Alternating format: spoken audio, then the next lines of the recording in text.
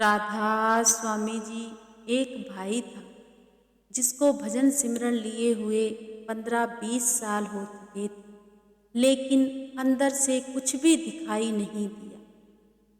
तो वह भाई अपने भजन सिमरन से भटक चुका था और वह ऐसे लोगों में जाकर बैठने लगा जो संतों महात्माओं की निंदा करते थे और कहते थे कि यह जो नाम है यह काल की है। अब वह भाई के मन में भी यह बातें आने लगी कि यह तो सच में ही काल के ही नाम होंगे, क्योंकि इतने सालों से मैंने भजन सिमरन किया है, अंदर से तो मुझे कुछ दिखाई दिया नहीं है, तो यह बात सच है। अब उस भाई ने भजन सिमरन करना छोड़ दिया।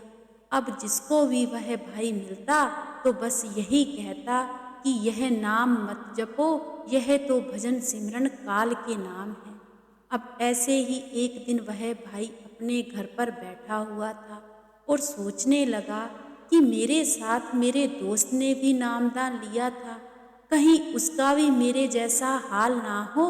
मैं उसके पास जाता हूँ और उसको भी समझा कर आता हूँ। अब वह जो भाई था वह सत्संगी भाई के घर चला गया।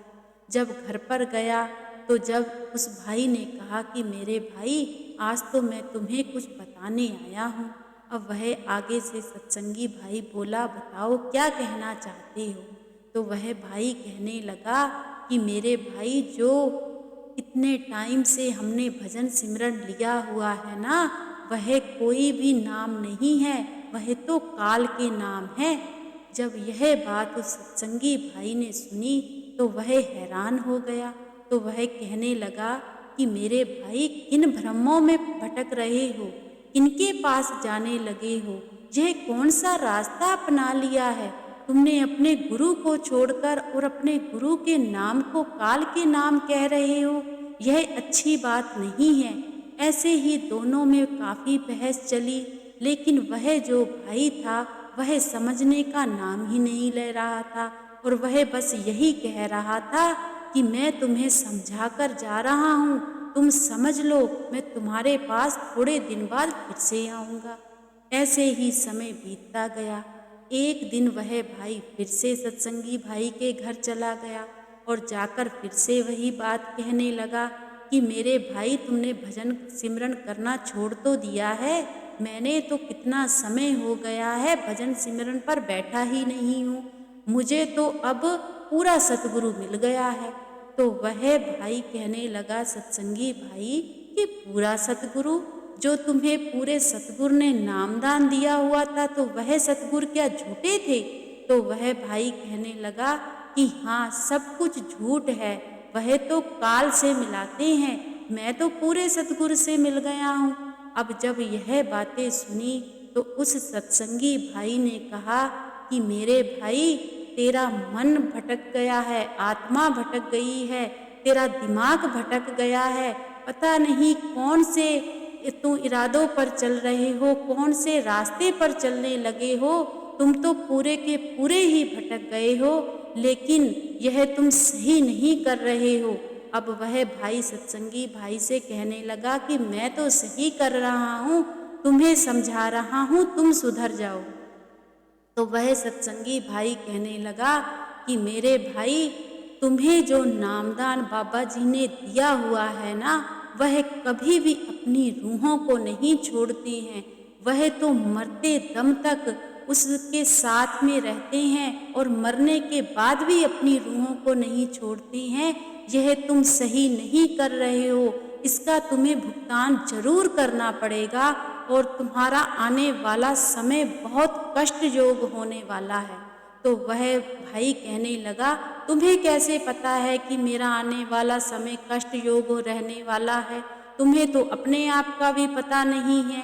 ऐसे ही बहसबाजी करके वह भाई अपने घर आ गया और घर घर पर आकर कहने लगा कि मेरे दोस्त का जो दिमाग है उसका खराब हो गया है।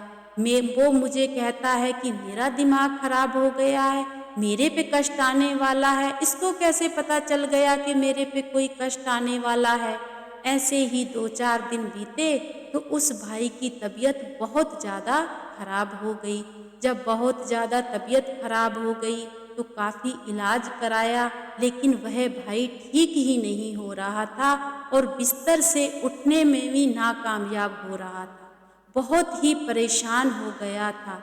तो एक दिन उस भाई ने अपने सत्संगी भाई को घर पर ही बुलाया और उस भाई जब सत्संगी भाई उस भाई के घर पर आया तो आकर देखा कि भाई की तबीयत बहुत खराब है और वह बिस्तर पर ही है। तो वह भाई उस सत्संगी भाई से कहने लगा कि मेरे भाई, तुम्हें कैसे पता था कि मेरे पे कष्ट आने वाला है? तुम कैसे इस बात को बता सकते हो?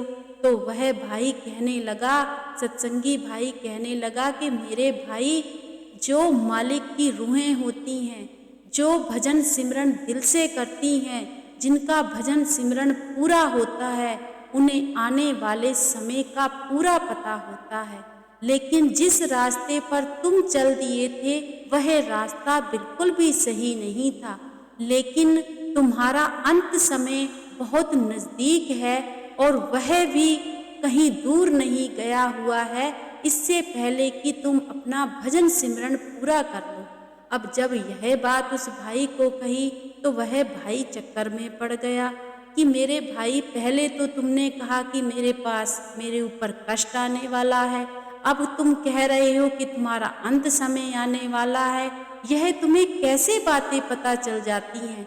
तो वह सत्संगी भाई कहने लगा, अगर तुम भी सच्चे दिल से 20 साल तुम्हें हो गए मेरे साथ ही नामदान लिया हुआ था, अगर तुम भी सच्चे दिल से नाम को जपते तो हकीकत तुम्हें भी पता चल जाती। लेकिन वह जो भाई था अभी भी उस सत्संगी भाई की बातों का मजाक ही समझ रहा था। अब वह भाई जो सत्संगी भाई था और भी बहुत बातें समझाई, लेकिन उस भाई को अभी भी ज़्यादा कुछ भी समझ में नहीं आ रहा था, क्योंकि मन बहुत भटका हुआ था।